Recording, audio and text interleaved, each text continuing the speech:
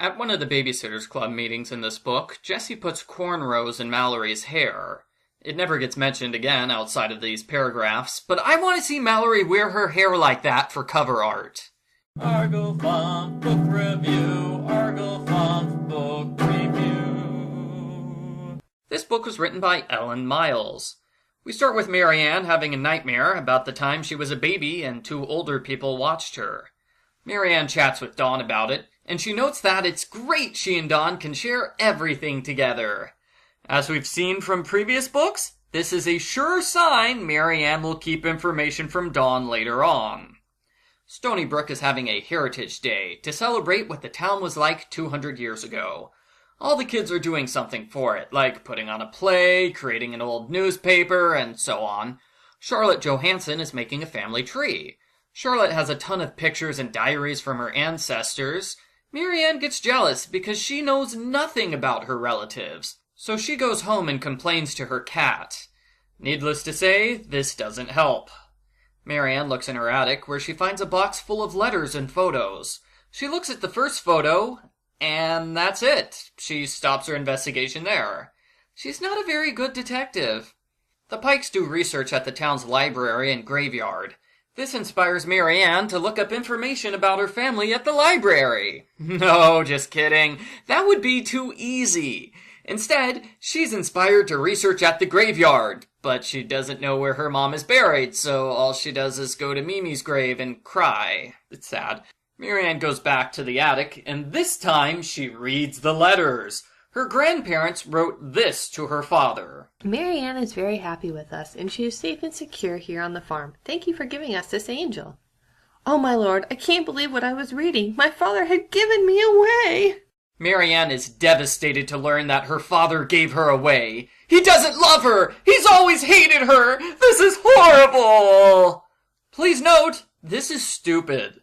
Marianne decides she's an unwanted, unloved child because of 2 sentences her grandparents wrote over 10 years ago. It's like the book where Claudia decides she's adopted for no reason at all. Ugh.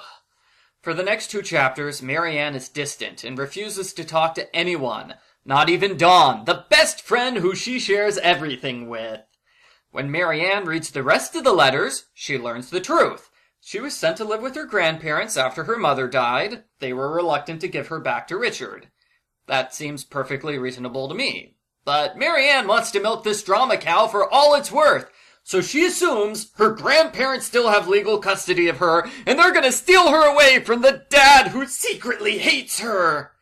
Right on cue, Grandma calls and says she wants to see Marianne again. Marianne panics. The Babysitters Club makes cardboard cutouts for Heritage Day.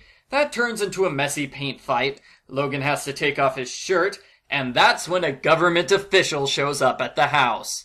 It's a census taker, but Marianne mistakes her for a social worker, so she starts panicking, and she tries to convince the woman that everything's perfectly normal here in this household. We're all well-adjusted people. We have paint-covered girls and topless boys here all the time. Don't take my dad's custody away! Marianne takes Charlotte to a family day picnic, which ends up being only a mother-daughter picnic, because males obviously don't count as family members in this series. Marianne is sad to see all the girls with their mothers, and she finally builds up the courage to talk to her dad. Dad says... well, mostly he says things we already know. When Mom died, Dad sent Marianne to live with her grandparents for 2 years until he got his life back together again. Then Marianne moved back in with him. That's all, no big deal. But why did he lie to Marianne for over 10 years, pretending that she didn't have any grandparents, even during the Mother's Day book when Marianne was clearly desperate for female relatives? Well, Richard says Marianne looks a lot like her mother, and he didn't want to make her grandparents sad. So he pretended they didn't exist? What kind of logic is that? Heritage Day is a success, and everyone has fun. Dad gives Marianne a letter that her mother wrote while she was dying from cancer. The letter is a major tearjerker, all about her life and dreams for the future and how much she loves her little baby girl. In the final chapter, Marianne goes to Grandma's for a week or so. She babysits some kids, goes out with a guy named Bob, and she learns everything she wanted to know about her mother. I feel cheated because this is only one chapter when it easily could have been a third of the book. I also feel cheated because Marianne doesn't narrate this section. We learn everything secondhand through letters. Yeah, 16 pages of letters. Yuck. The end. Post-book follow-up. I like this book. It had good emotional moments, and it's interesting to see Marianne learn more about her dead mother. I was 100% behind this book, until the point where Marianne misread 2 sentences and assumed her father hates her. That was dumb, made even worse by the fact that it was recycled from an awful book. Marianne should have been upset with her father for not telling her that she has living grandparents. That is real drama! You don't need to manufacture unloved child drama when you have legitimate drama. Marianne also should have learned more about her mother by talking to Christy's mom, or researching at the library or town hall.